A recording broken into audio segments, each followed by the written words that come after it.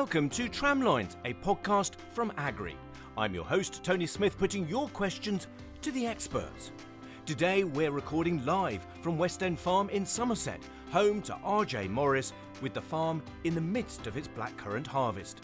We're here in the field with Harriet Prosser, agronomist for Ribena, and Matt Greep, fruit and horticultural agronomist with Agrii.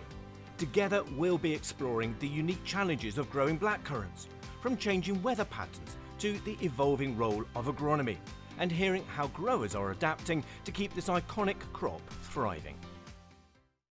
So Harriet, to start us off, can you tell us a bit about the history of the blackcurrant crop in the UK? I can, yeah. So Ribena's got a much loved brand in the UK.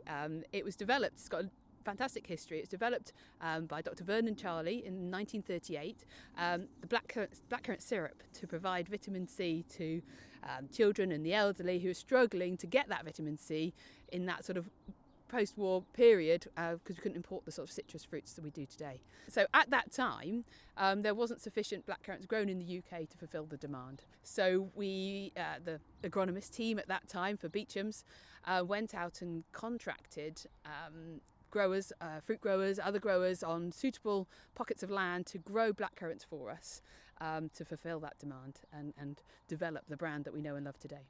Here we are in the middle of Somerset, in the field next door. We've got a younger crop, and then the field next to that, we're actually going to see them in a minute where they're actually harvesting that crop as well. But talk us through about the crop that we're in right now, Harriet. So this is actually already been harvested. So this is our earliest variety, a variety called Ben Gairn, which we probably harvested about 2 weeks ago. We're in the middle of our harvest at the moment. This is a lovely variety. It's our earliest one, so we can take this is its unique season to help spread our risk and spread our processing, if that makes sense. We want to get a nice even flow of fruit into the factory because we've got to get all the fruit for Ribena in a 6-week period. So we need to schedule and judge that process. So this one's got a unique season on its own at the beginning, and it's a special variety because it's actually resistant to the reversion virus, which is one of our key problems in blackcurrants, spread by the blackcurrant gall mite, which is our most difficult and challenging pest to cope with in the crop. Yeah. So talk us through that pest a little bit, or the pests overall that you're having to look out for in this crop, Matt. Okay, so as Harriet mentions, the gall mite is probably one of the most trickiest pests that we have to face as agronomists for questionably most fruit crops, actually. For the majority of its life cycle, it's hidden by overwintering and hibernating inside the buds and within the blackcurrant bush. And when they do finally emerge, we've got a very narrow window where we can treat the plantation to try and control the emergence period. So we have to monitor how the growth stages are progressing, what the weather is doing around that timing, the history of the farm, the variety we're growing, and then we can look to make applications if we need to. Very interesting indeed. Harry, let's just walk up into that field next door. Talk us through, how do you, in terms of working with your growers, your network of growers around the UK, ensure that you've got this continuum of crops? You talked about the harvest window of 6 weeks. How do you do that? How do you look to the future to future-proof that production? To secure that supply and secure the evenness of the flow of fruit into the processing, we have a spread of varieties, so early, mids and lates, as I've already mentioned, but we've also do a spread of farms around the country. So we've got farms as far north as Dundee in Scotland, East Anglia, Kent, Somerset, and then quite a proportion in Herefordshire and the West Midlands. That means that if we have a frost event or a drought or a particular moment that causes problems to the crop, we should be able to fulfill our requirements for Ribena from the other regions. So we spread it varieties, we spread it regionally to secure our supply. And then if we go into the field next door, we've obviously got a new crop that's been in the ground, and I understand that's been in the ground just a year now.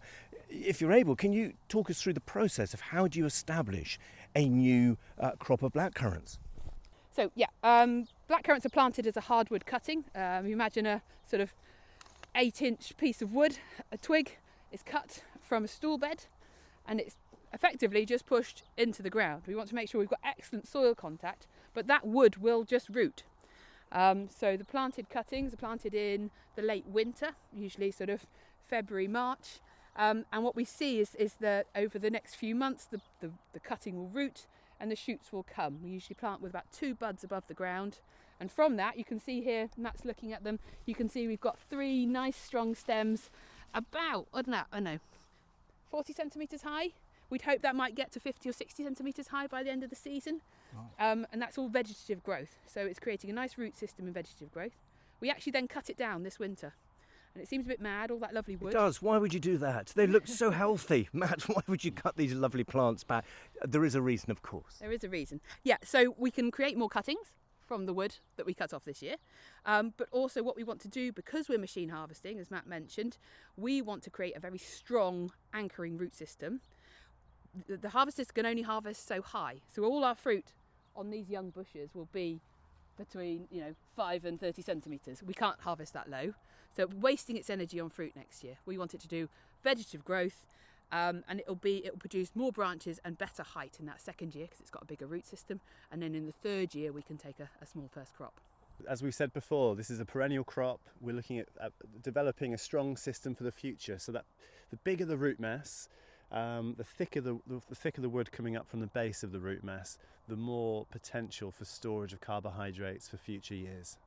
Interestingly, in the world of arable cropping, soil health is such a topic of discussion and has been for the last few years. And I can see here that the soil tilth is, well, it looks fantastic. How important is soil health for a crop like this?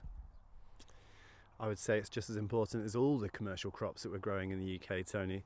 Specifically to fruit crops, the demands of the nutrients is very different to that of arable crops, and the pH range that the soil likes to be in is probably slightly different.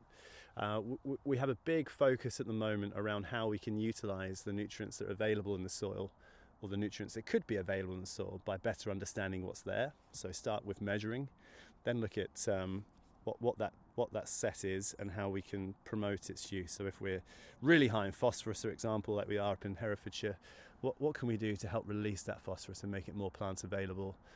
Let's take a walk now down to the crop that they're actually harvesting. And what are you doing on behalf of Ribena to look ahead in terms of varieties and future trends? What are you doing? It's actually nothing very new. We've been breeding blackcurrant varieties for Ribena for the last 25 years. Our guidelines, our priorities for that breeding programme are changing though towards what we were just talking about in terms of climate change and extreme weather. We work closely with the James Hutton Institute up in Dundee, and they've done our plant breeding all through that time. We have a trial site in Gloucestershire where we take the most advanced selections and trial them in different soils and situations. So we're looking at we're breeding. It's obviously got to have the right taste and juice quality for Ribena, but we're looking for resilience to things like drought. We're looking at consistency of yields, ability to buck the trend of the season, if that makes sense, to hold a good crop despite the weather. Blackcurrants require a period of vernalisation, winter chilling, in order to break bud evenly and uniformly. Our late varieties need a huge amount of winter chill. We don't get winters like that anymore. And so if we want to keep that spread of season, keep our security of supply for Ribena, we need to try and develop late varieties with a lower chill requirement. So all those things come together to try and find the ultimate Ribena berry. We launched 2 new varieties 2 years ago, Ben Louis and Ben McDouey, and we've just started seeing some of our first crops coming off them this year, and they look fantastic. And have really held up to this droughty year. So I'm really pleased to see those. And interestingly, listening to the names, did they herald from Scotland by any chance? They do. So they're all bred up near Dundee, and they're all named after Scottish mountains, with the prefix Ben. Wow, fantastic. There's a story. Did you know that, Matt? I did indeed. Of course you did. You're the agronomist. Look, fantastic. There's such a story behind this crop.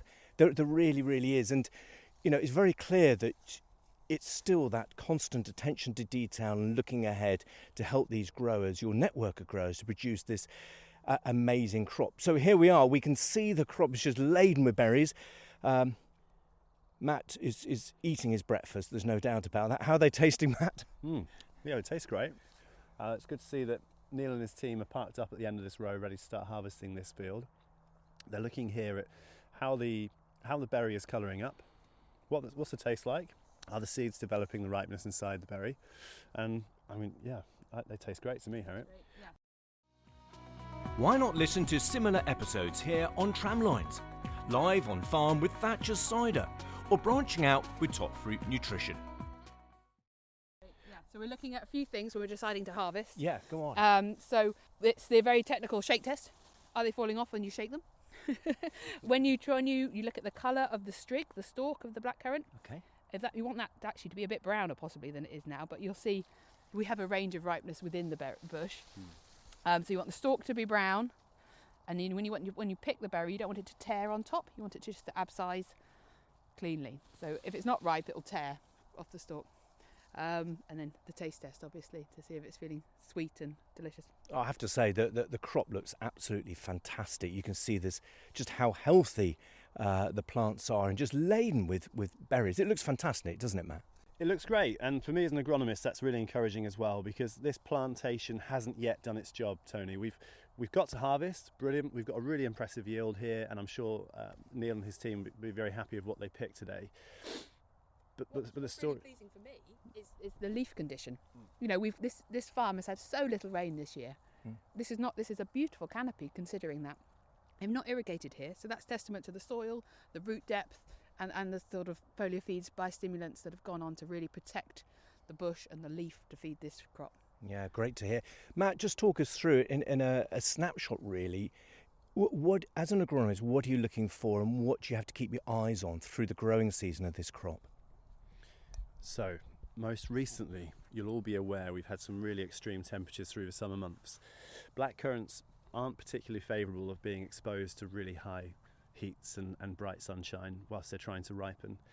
And favourably, a lot of Harriet's varieties have got good architecture of the bush, where they do offer out some vegetation to help sort of shade the berries.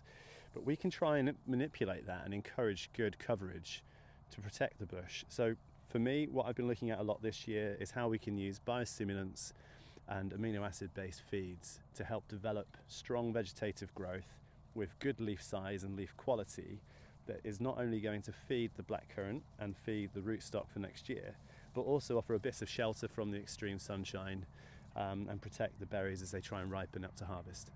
Yeah, fantastic. And in fact, I think as we speak, the crates are being delivered here to be filled up with the blackcurrants. As we walk down towards the harvester, and literally is about to start on this row, you talked about 6 weeks harvest window. Where do the blackcurrants go from this farm here in mid-Somerset, Harriet?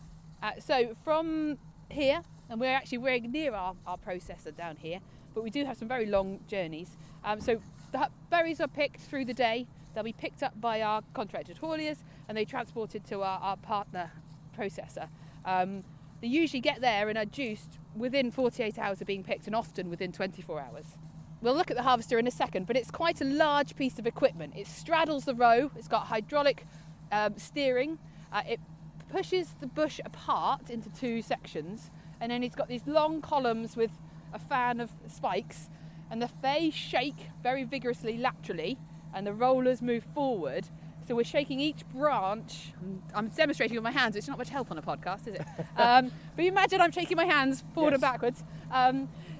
That shakes the berries off the bush. They drop down onto a conveyor, which then takes them up to the back of the harvester, where blowers blow off any light debris, leaf and twig, and then they drop down into the bins we harvest into, where there's some guys on the back picking off any debris that hasn't been got by the harvester. And Harriet, I can hear your passion about this crop as we walk through it. Am I right in picking up on that?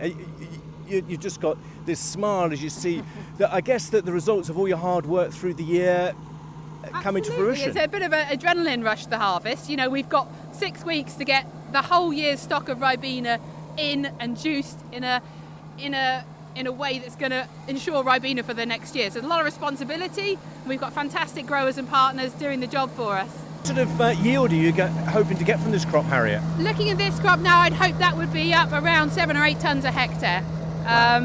A really, really, really strong crop with more like 10 tonnes a hectare. But yeah, this looks like a nice balanced crop, and we, the growers have a tonnage contract, so they've they're not necessarily pushing for the biggest yields. If they've got enough in the ground, average yields is what we want to go for. So then we're preserving that bush and ensuring the crop for next year. And just looking at the back of the harvester, it is exciting. We've got one crate full of blackcurrants. And interestingly, I can see the two chaps there just picking out little bits of green, leaf or branch that might have got in there. So the attention to detail is very high, isn't it, Matt?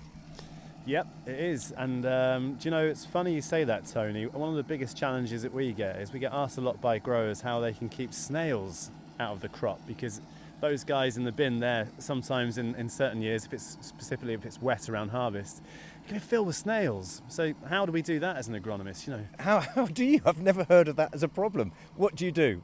We're looking at the moment at, can we grow functional mixes in the alleyway to help us with things like that? Oh, okay. So the alleyway at the moment is grass, and in it we've got dandelions, we've got other things, but we could sow a crop. We could sow something that's going to help our blackcurrants. We could feed our blackcurrants with the alleyway. So a lot of the research work we're looking at the moment is how can we use that 2/3 of the field to better support the blackcurrants through encouraging natural enemies. Yarrows are meant to be very good species for reducing slugs and snails. So could we sow a load of yarrow down the alleyways? It's got a balance with, it's a functional space, we've got to be able to drive on it, we've got it not to go up into the crop or become a weed burden itself, but I think it's a really untapped resource, this part of the field. Well, that's your IPM coming into play, isn't it, Matt?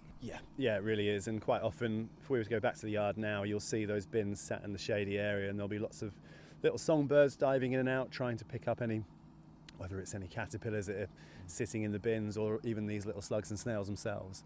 We've got to look at the wider environment that's in our farming area. We can't just focus in on the crop. Yeah. It's a real focus for Ribena as well. We've got a 6-point plan in place around every blackcurrant field in the country, where we've got a set of requirements. So it is how they manage the hedgerows, it's a provision of nest boxes, it's the how often they cut the headlands, provision of trees, and pollen and nectar sources. So we're really focused on it as we want to take care of the British countryside we're reliant on growing in. Just to sort of finish off this podcast, we always ask, well, what can we share? What would be a top tip for other people listening? And Matt, I'm going to start with your good self. What can other growers or whatever crop who are listening in today, what top tips could they take away that could be interesting for them to consider for their farm business? I think my top tip today, Tony, is going to be think about how the environment is changing within your cropping area and what impact that could have on not only the crop's potential but the crop's quality as well. And what can you do as a grower to overcome that? Quite often we'll talk about biostimulants and different foliar feeding regimes, but we've got a wealth of data now. We're really starting to see some terrific results at reducing some of that induced stress that the plant goes under throughout these extreme weather events. So don't wait for it to happen, anticipate it, look at the patterns that are coming your way and think about what you can do proactively to reduce the stress to help the plant function normally. Yeah. And Harriet, the last word to yourself really, in terms of what do you think growers of other crops, whether they are ornamental, horticultural or even arable, what do you think they could take away from a farm like this that could be interesting for their business? I think what works really well with our industry is how close our growers are to their customer. We work together, we fully understand each other's problems, and therefore when issues do arise we can work together to work through them. They're a fantastic resource for ideas, our grower base. We learn a lot from them and we do our best to support them to produce the crop. So build those relationships. Thank you, Harriet and Matt, for such an interesting visit to West End Farm here in Somerset. Do stay tuned here on Tramlines, with recent episodes live from Groundswell and AgriFocus. Episodes featuring discussions on varieties, nutrition and more. If you have any questions for our experts that you'd like answered, email them into info@agrii.co.uk. That's it for this podcast, but do tune in again as we meet the experts throughout the season, exploring the many immediate and longer-term questions for growers and farmers in the UK. See you next time.